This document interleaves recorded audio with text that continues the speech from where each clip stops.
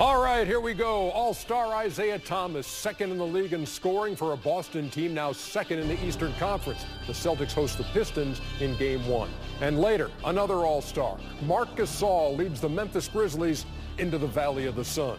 We are double-dipping on a Monday night on TNT. Pistons and Celtics called by the Kevins, Harlan and McHale, with Kristen Ledlow working the sidelines, and then the Grizz and the Suns with Brian Anderson, Brent Berry, Reggie Miller, and Jamie Maggio. Here in Atlanta, TNT NBA Tip-Off is presented by Auto Trader, Ernie Johnson, Charles Barkley, Kenny the Jet Smith, Shaquille O'Neal. Celtics, Pistons. We're going to start with Detroit. I've got a stat, and our guys researched this, and this is pretty amazing to me.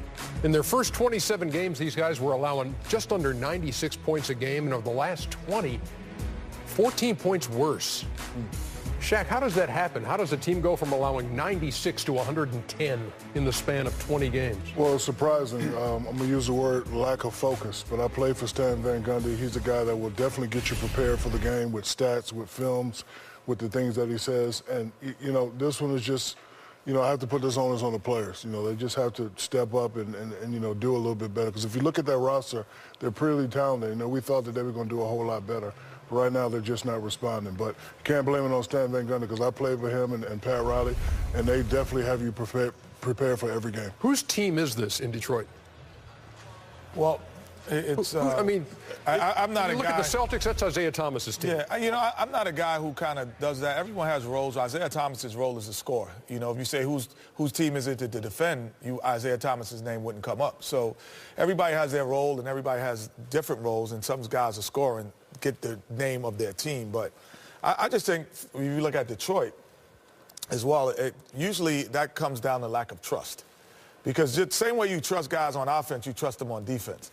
So, like, if I'm told my assignment is to send the guy baseline, and I said Shaq's going to be there to cut him off baseline, and he's not there, then the next time I go, well, I'm going to play him a little straight up. Then Shaq comes over, and now he beats me middle. So all of a sudden you have like a snowball or avalanche of guys not trusting each other. So to me, when you go up 14 points in that short span, to me it feels like that you don't trust each other, you don't trust what's going on, and there's some dissension because of that. Why is this team 4 games worse than they were a year ago? Well, I disagree with Kenny. Every team has to have a guy.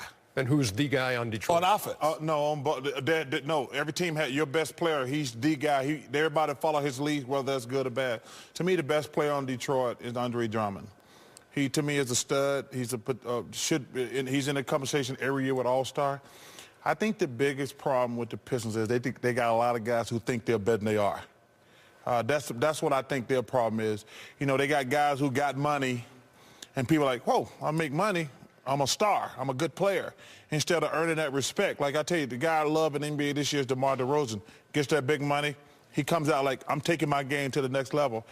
Actually, and this ain't an old guy hating on young guys. When I look at the Eastern Conference, there's so many underachieving teams. I think what's happening in the NBA is now everybody's making so much money, Ernie, now. There's no need to want to be great anymore. Like, I think mediocre players are making $10, $15 million. You're like, why am I going to kill myself? Where's the incentive? What's the incentive to go take my game to the next level? I do think there's so much money in the NBA, it's had a negative effect on the bad players. The great players always want to be great.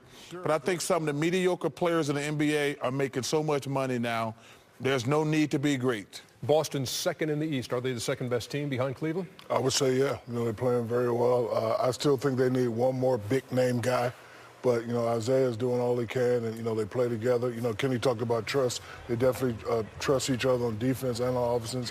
And this guy, ever since his growing injury, averaging 32, playing lots of basketball. But I say this all the time. Wish he was 6'6". If he was 6'6", he might average 50. That's what I'm saying. Or he might average 12. I mean, I think his size makes him want to have a chip on his shoulder. He was a late draft pick. I think he's the last guy picked in the second round. I mean, well, that's only 2 rounds. And I think ever since then, we had him in Phoenix. I watched him in Sacramento. I think his size has actually that has helped my point, Ernie. To be a great player, you have to have an attitude to want to be great. This guy wants to be great. To me, he's what's great about the NBA. Would you make a move for Melo if you were Boston? Boston? Yeah. No. I don't know if he changes it, makes them a championship team. I don't know if he gets them better than Cleveland. But, you know, they have a different style of play that he would probably have to kind of change his game and piece to. I just don't know if he makes them better. But it is a possibility. To me, he's an unbelievable scorer. And at this stage of his career, you know, they have to put guys who aren't the main guy on him. So all of a sudden, he still can be a great scorer. Okay, if you were your buddy Danny Ainge, would you try to do something here to improve this team at the trade deadline? Yes, but yes, I would, because you pick it back. I don't know if they're the second best team in the Eastern Conference. Toronto and the Wizards are in that conversation, and I think they're close enough to being right there with, if they got the right piece. I think they can. Is it Melo? I do not think it's Melo, because I don't think Isaiah and Melo would mesh together, because they both need the ball. And you know, you said Isaiah, they don't mention him when they play defense. Well, they'd have two guys when they don't have the ball who wouldn't play defense. So I would make a move, because you're stagnant. You're in the conversation as the second best team in the Eastern Conference, but you could lose to Toronto or the Wizards. But they got so many valuable pieces, and I think they got some good draft picks. I would make the move, to be honest with you. Who would you go after?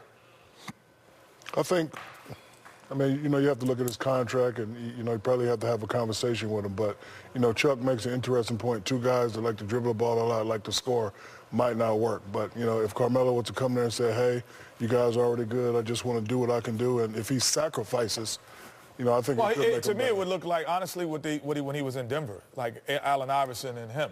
I don't know if that really was a team that was a great championship mix. Right now, because everyone else is kind of what I call tossbacks. When they get the ball, the ball just keeps ping-ponging around. He's the only one that kind of creates off the dribble, is Isaiah, and I think that's why it's worked so well for them. But also, Ernie, the biggest problem is going to be the salaries. Right. They're going to have to give up so many players to match Carmelo's salary. I mean, I think Carmelo makes like $25 million a year. I don't think, other than Al Horford, I don't think anybody on the Celtics makes a lot of money. And you have to get him to waive that no-trade clause, also in New York. Detroit number 10 in the East, Celtics number 2. It's game 1 of our double dip here on TNT.